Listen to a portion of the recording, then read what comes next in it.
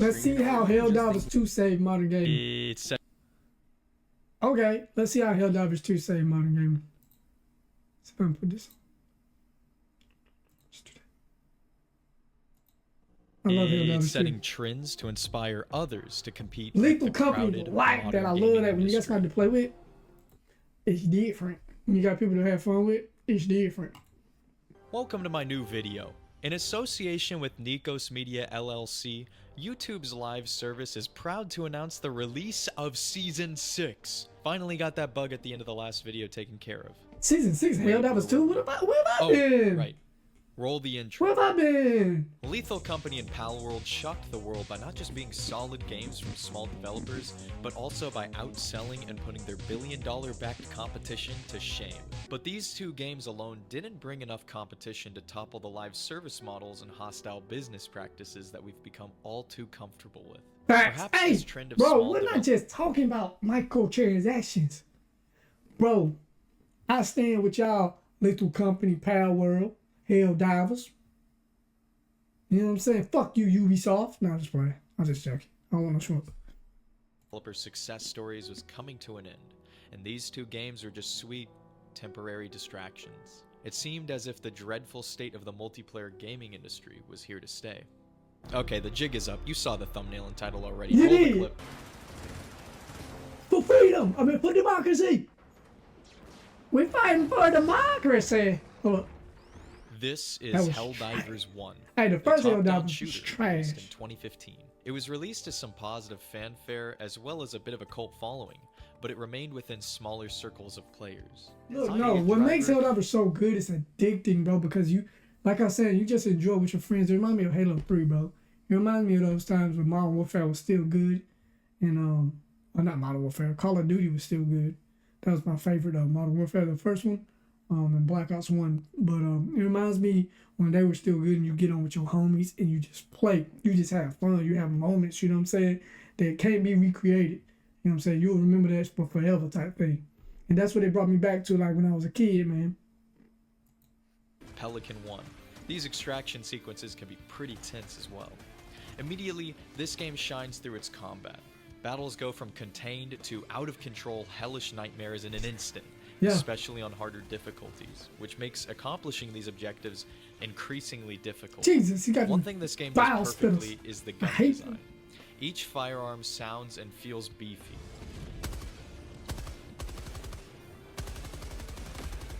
And combined with the toggleable first-person aim-down sight feature, firefights can become very immersive. Seriously, I would kill to have a full-on FPS view as a setting in this game. It'd be awesome. Both factions offer something fun to shoot at. The bugs slowly swarm you with herd tactics, coupled with some very powerful units that require quite a bit of time to pick off in dire situations. The automatons shoot back, but behave like, well, dumb robots, and attempt to suppress you with overwhelming, totally inaccurate fire. At the height of this game's difficulty, it can be very, very hard. But still, most of the time, the AI enemies are pretty fair. Well, most of the time. I'm trying to sneak up on you, bro. There's no skill-based matchmaking here. The difficulty selection is entirely up to you, not up to an algorithm pushing unwinnable matches onto you. It gives you near total control, unlike the other mainstream modern multiplayer, multi-sequel monetized shooter slop that we've seen in recent years. Sloppy. Game should be ashamed of yourself, Call of Duty. 2K. But I digress, this game feels fun and challenging. This all in turn makes Helldivers all the more fun and rewarding to play, especially because more progression points or medals are awarded for taking on higher difficulty. Yes, sir. I love it. A game that actually rewards skill. Why was this formula lost long ago? I get them much cheaper. I in my chest. $100 a month. You caught me. One simple trick that I'm about to show. The most notable thing about Helldivers 2 for me is that it somehow made the dreaded QuickTime event fun. Yeah, QuickTime events, or QTEs, are perhaps one of the lamest features from modern video games. These QTEs bring normal gameplay to a screeching halt, cutting off gameplay with an on-screen button prompt. Why you gonna do Halo like that, though? Why you gonna do Halo like that, though? Why you gotta make an example out of Halo? I love Halo. Wow, this is fun, isn't it? And Helldivers 2, calling in airstrikes, support weapons, and even respawning your own squad mates requires directional key spamming. So in short, every busy task turns into Dance Dance Revolution. Yep. Calling in a sentry gun, I actually like activating an that. artillery cannon, Well, nobody ever even thought of that. blasting Hey. the planet has you speeding through. For real, I never thought. Nobody ever thought of it. Like, Call of Duty could do that too. Realistically speaking, but Quick time arrow puzzles. I'm all not deriding, but multi-step that's what made puzzles. him so good. These challenges are awesome, and they're not too Oh, confusing or complex. big boy coming through. They add an extra layer to the gameplay and keep it fresh. Many involve these same arrow puzzles, combined with other tasks that must be completed on terminals and across the world. One example is the oil refinery objective, where to start the refinery's oil flow, Sound you about must oil. first enter an Greedy arrow ass puzzle into super the Earth. terminal, But followed by democracy, unscrambling you a did, pipe but- puzzle on that same computer. And it's not just the artillery that changes the mission. He missed You can all find of them radar too. dish installations throughout the map as well. L drop, If you brother. solve the radar L dish strategy. objective, you get greater map visibility and can see points of interest around the map all light up. Again, calling in these artillery fire missions, as well as solving any of the objectives in this game, happens under In the heat of quite battle. significant pressure at times, Yep. and forces your team to work together and cleverly use your support options to survive. That, alongside dolphin diving to save your skin. Ooh.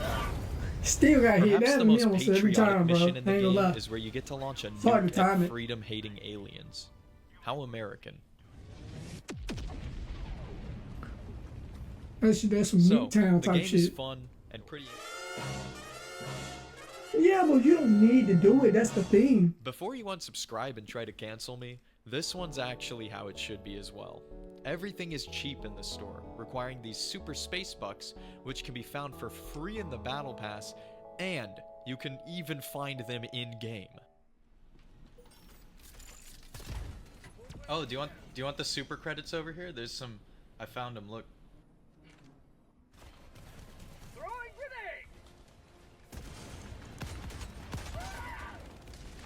Oh, that goes interesting. I might need to get that, pick that up. Nice.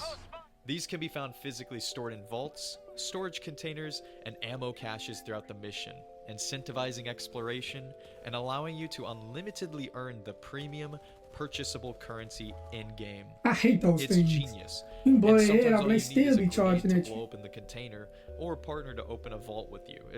It's just fun. This game's just fun. Even earning the premium currency feels good. Like, come on. Who could have thunked it? Sure, competitors, which constantly pressure you to buy things to actually progress by throwing garbage-free rewards at you and advertising pricey cosmetics. Also, I want to mention that the Superstore has reviews on the items, and I mean, they're definitely fake, but I just want to appreciate the one-star reviews that are redacted for treason. The film influences in Helldivers provide an extra layer of nostalgia as it harkens back to nostalgic franchises. The automatons that damn reflect automaton sci-fi got some robot aim, bodies, bro. similar to what is seen in Give Terminator. him the And blinky as with for the Starship Troopers, switch. we have the He got Space aim, Bucks, cuz. alongside a borderline fascist space empire of humankind. The amount of Starship Trooper meme spam around this game is insane. Further, this game's themes are beginning to blur into reality. The elite Helldivers drop onto worlds that are invaded by enemies. Enemies that Jesus lead Christ, a way that of life damn seen as recoil is undemocratic by Super Earth. Recoil of death. Unthinking monstrosities who want nothing more than to kill and They gonna knock all your damn teeth out. every last human includes you. Taste of freedom! How about a nice cup of liberty? Freedom never ends! I get it! Everyone in this community has assumed the role of a Helldiver, to the point where some battles fought throughout the constantly evolving galactic Jesus war map Christ. mean more to Helldivers than their own children. Space Vietnam. That is fucking Vietnam damn near. It's in the woods and shit.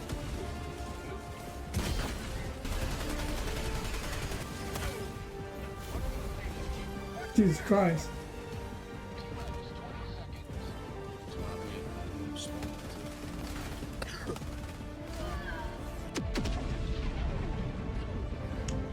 Hey, this game's nuts though, man. Like, The most bitter and challenging planet in the game, Malevelon Creek, hung in the balance between We urging just that hunting, online bro. communities are turning The gaming community just hunting for that. It's an itch. You get what I'm saying? Us gamers have an itch, and it's like games like Little Company Power and even Helldivers 2 scratch that itch, bro. Like, well, we don't feel like we didn't get like games nowadays, such as Call of Duty. We feel like we got robbed, bro. And 2K and Madden, we feel like we got robbed, bro. Like y'all keep pumping out the same stuff, just taking our money. And then want us to buy more stuff. Like, bro, you just got 70, 60, 70, 80, $100 from us. But then there comes Power. Then there comes Lethal Company. Then there comes these games that aren't pirates. You know what I'm saying? And we appreciate these companies, man. We appreciate these companies. I'm speaking for gamers, man. more and more to indie games, as more are stepping up to return control to their players. With how many viral alternative games are popping off in such a short span of time, it seems that Helldivers 2 is possibly marking a trend of a positive shift in this modern gaming industry. Be sure to act fast if you want to hit the field, See your closing statements, brother. as well, and broaden your horizons. Oh, well, that's the end of the video then. Hey, that's the end of the video. I thought he was going to give me something a little better than that, but hey, I'll take it for what it is, man. But let me know what y'all think, man, about indie games, or these, what do they call them, double A games, independent game companies making games that are better than these multi-million-dollar games such as Suicide Squad and stuff like that. Y'all need to step it up, bro. Y'all need to step it up, bro. Y'all not about to just keep robbing us. The only thing the world has little hope for that's a big game is Grand Theft Auto 6. If that drops the ball, bro, we might be done with y'all big companies and y'all might have to just liquidate everything. Just being real, bro. But let me know what y'all think, man, about the Helldivers 2 and all these independent companies.